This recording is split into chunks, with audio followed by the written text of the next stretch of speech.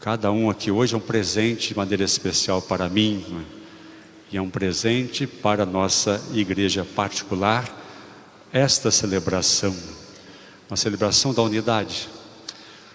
Como é belo, né? Eu, como desde de quando me ordenei, até como quando participava mesmo, antes de ir para o seminário, de grandes celebrações, me encantava as celebrações, né?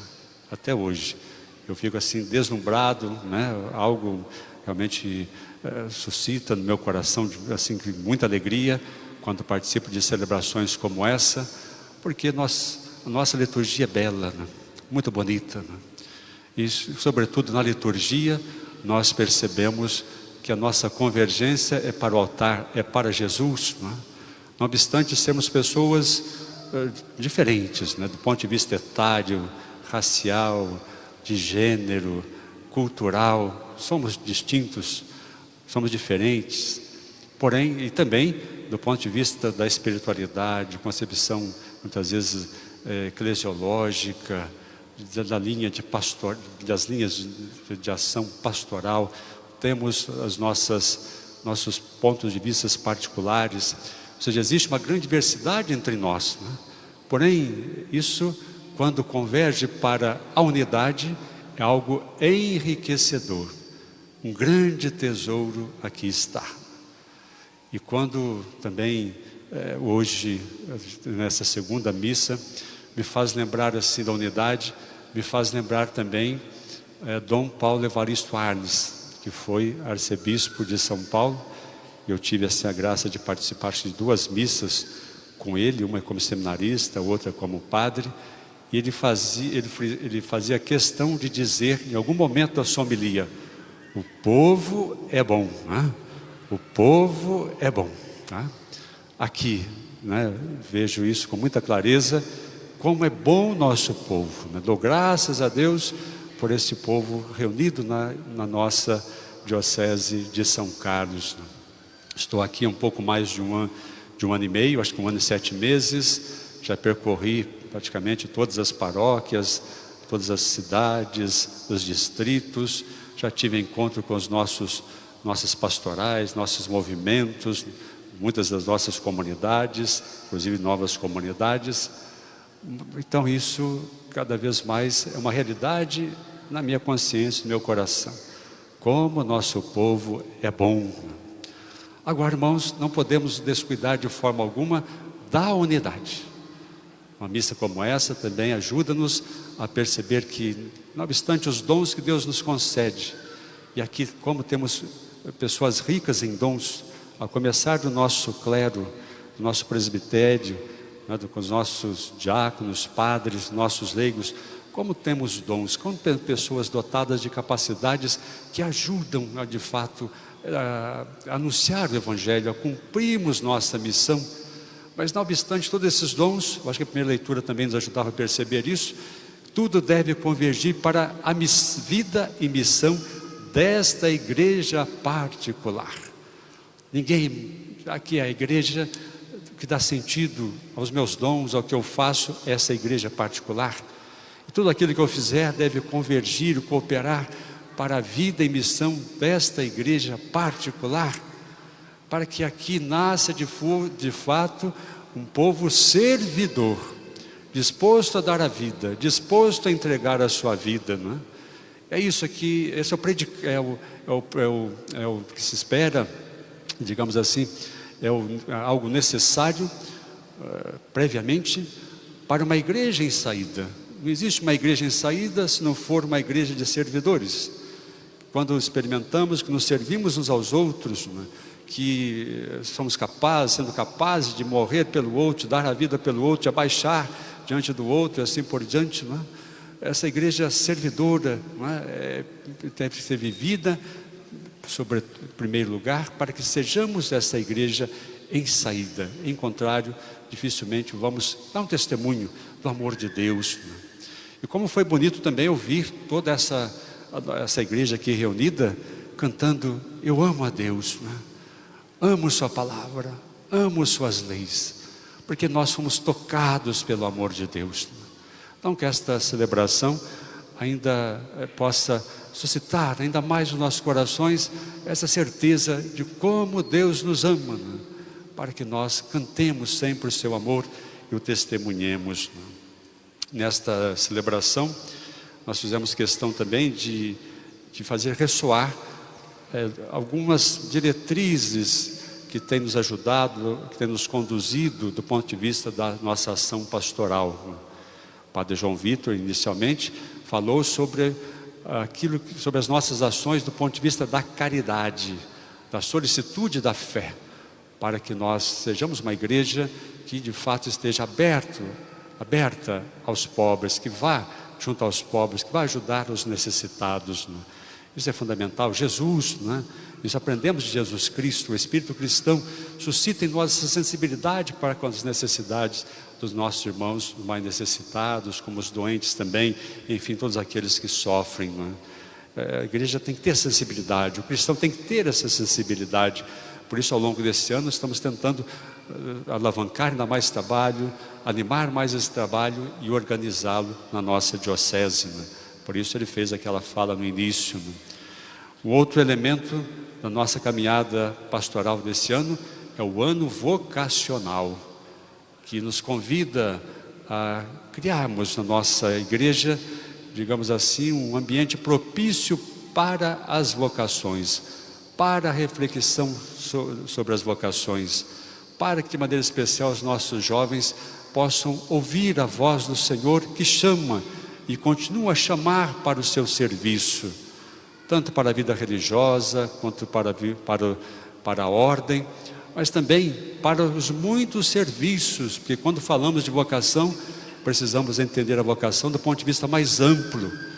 Deus chamando para ministérios, para carismas, tudo em prol do seu povo, e Ele vai pessoalmente a cada um, como foi a Salomão, e chega a cada um de nós. A sua voz chega a cada um de nós, mas é necessário esse cuidado das nossas comunidades para que a voz do Senhor de fato ressoe e para que todos nós, né, estejamos abertos à voz do Senhor que nos chama e rezemos, porque vocação, se é um chamado de Deus, mas é necessário também que nós nos empenhemos e preparemos tanto nosso caminho, nosso ambiente, como estou dizendo agora, mas que supliquemos por muitas e muitas vocações, e essa é uma missão de todos nós, rezarmos pelas vocações.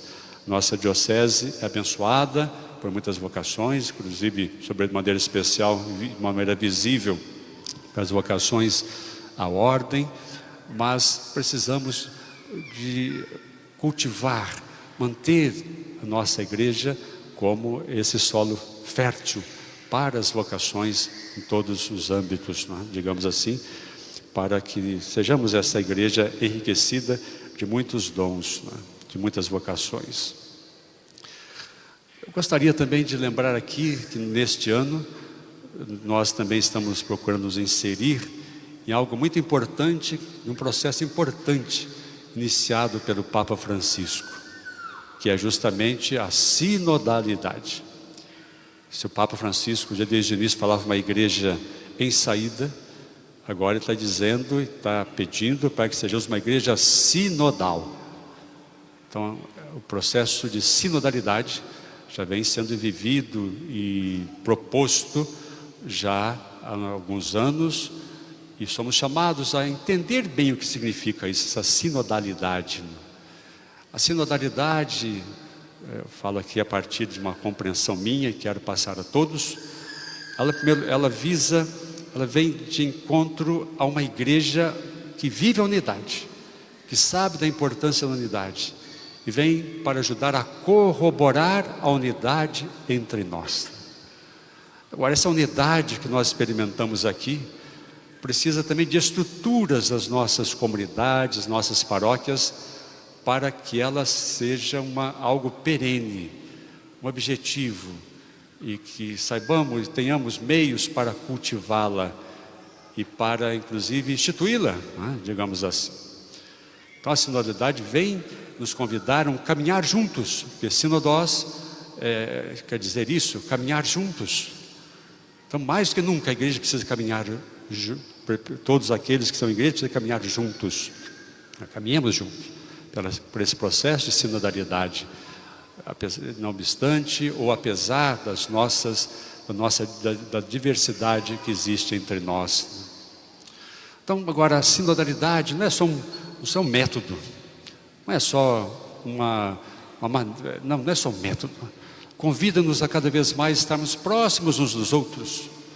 E vem convidar a estreitarmos os laços, estreitar as relações entre nós, para que nos descobramos cada vez mais como irmãos e irmãs, para que cada um batizado perceba que você é chamado a um protagonismo na igreja.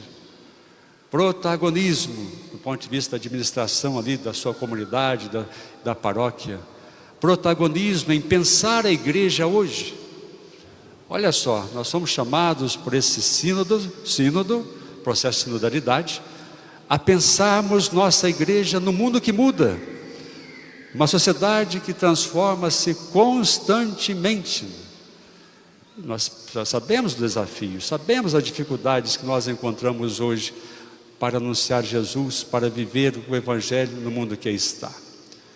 Então hoje somos chamados todos a cooperarmos nessa reflexão para que a nossa igreja cada vez mais se renove nos meios, nos métodos, na nossa presença na sociedade, para cumprirmos nossa missão. Então você, todos que estão aqui sentados hoje, são chamados de alguma forma a cooperar, a viver um protagonismo. Nós já falamos na igreja no Brasil há um tempo do protagonismo laical, do leigo na igreja. É um convite para que todos batizados assumamos essa tarefa. Sentemos juntos, conversemos sobre a igreja, sobre a nossa comunidade, sobre a missão, sobre como cumprir nossa missão. Isso é o sínodo, isso é a sinodalidade, uma igreja sinodal, em que todos assumem a responsabilidade, porque amamos o Senhor, sabemos como Deus nos ama e precisamos cooperar também para que a nossa igreja se renove cada vez mais e anuncie o Evangelho, testemunhe Jesus Cristo, coopere para que o reino de Deus de fato seja uma realidade. Eu acho que todos aqui estão dispostos a isso, não estão? Estão? Estão? Queremos isso, esse ardor nos vossos corações, esse desejo de cooperar para que a nossa igreja seja respeitada, para que a nossa igreja seja cada vez mais atual, porque nós sabemos como estão as coisas por aí, das periferias, nas nossas famílias, como estão as coisas, como os valores hoje do Evangelho parece que estão relativizados, outras propostas eclesiais vão aparecendo por aí, e nós precisamos estarmos unidos, fortalecidos, tanto do ponto de vista da comunidade, como do ponto de vista da instituição.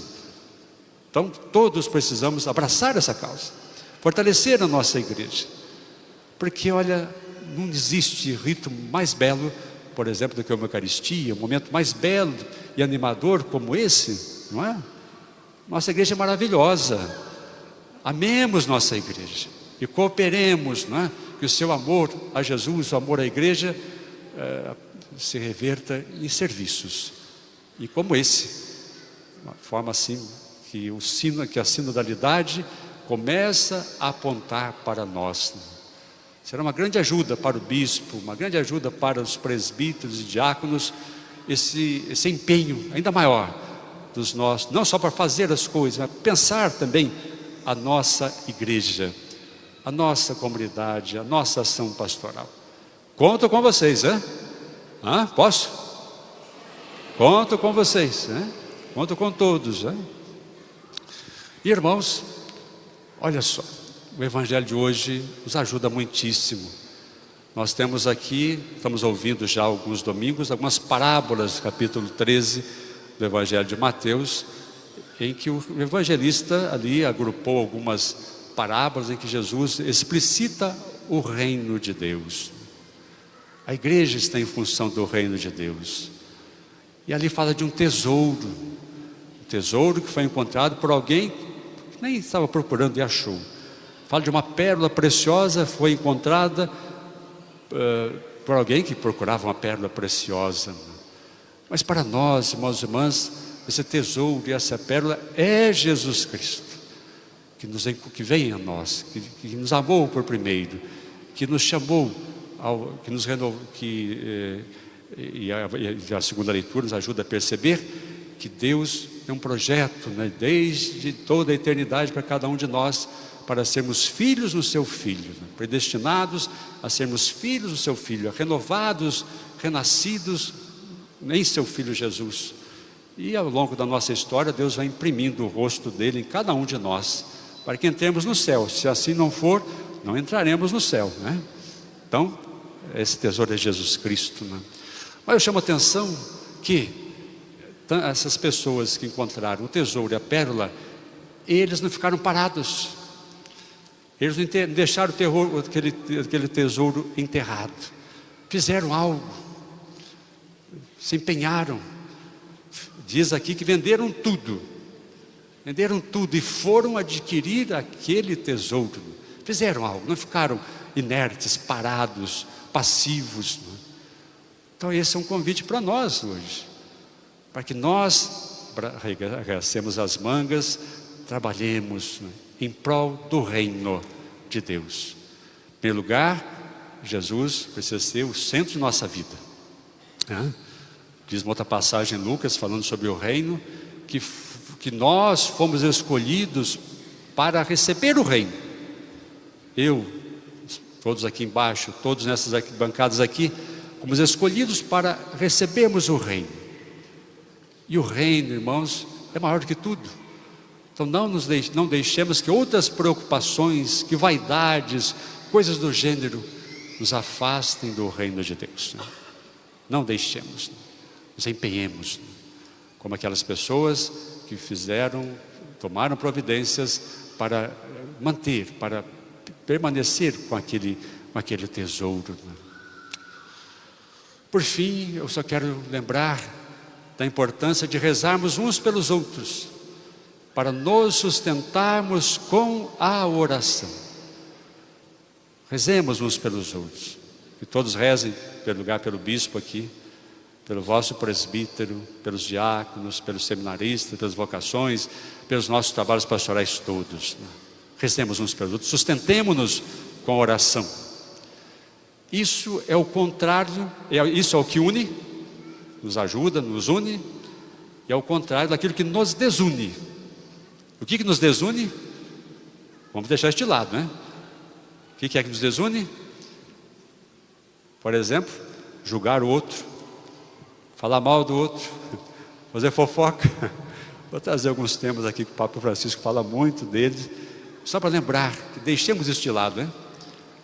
Nós estamos aqui para cada vez mais abraçar o projeto de Jesus, que leva-nos à unidade, que nos conduz à unidade. Então, lembro por último a necessidade de nos sustentarmos uns aos outros com a oração. Quando você perceber alguma coisa que não convém lá na tua comunidade, vá com jeito, converse, dentro desse protagonismo que estou dizendo aqui. Vá lá, converse. Não vai ficar falando mal do teu padre, pelo amor de Deus, não é? Já basta os outros que não são igreja que já falam mal de nós. Na igreja fala mal do padre, do diácono, pelo amor de Deus, né? Vai lá, você tem que conversar, vem conversar com o bispo, vai conversar com o padre, né? Converse.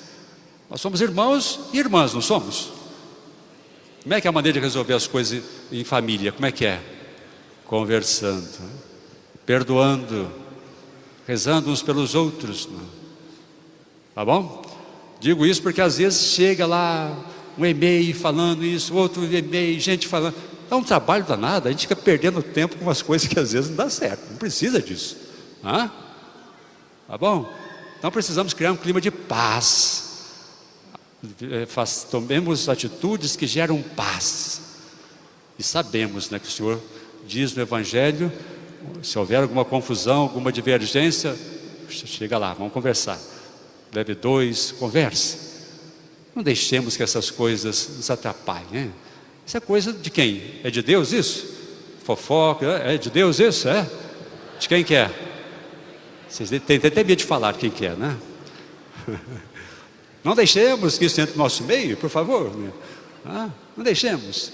Não somos perfeitos, não somos santos, somos pecadores, sim. Não deixemos que essas coisas floresçam entre nós, se enraizem entre nós, pelo amor de Deus, né? Deixa aqui esse apelo para que não deixemos que essas coisas que separam criem raiz entre nós. E vamos agora apresentar todos os nossos louvores, né, nesta Eucaristia que celebramos, que é a maneira que a igreja agradece a Deus, atualizando o mistério pascal de Jesus. E temos muitos motivos para louvar nosso Deus, e para que assim permaneçamos na alegria daqueles que descobriram o amor de Deus. Não deixa a tristeza roubar a alegria do teu coração, porque pela tristeza é que o demônio atua, e separa e gera um desânimo a você em particular, desânimo pela igreja. Isso não vem de Deus. Deus nos dá alegria e força para que nós sigamos nosso Senhor Jesus Cristo e cumpramos nossa missão. Então, celebrando a Eucaristia de maneira especial, peçamos isso a cada um e às nossas comunidades. Louvado seja nosso Senhor Jesus Cristo. Para sempre seja louvado.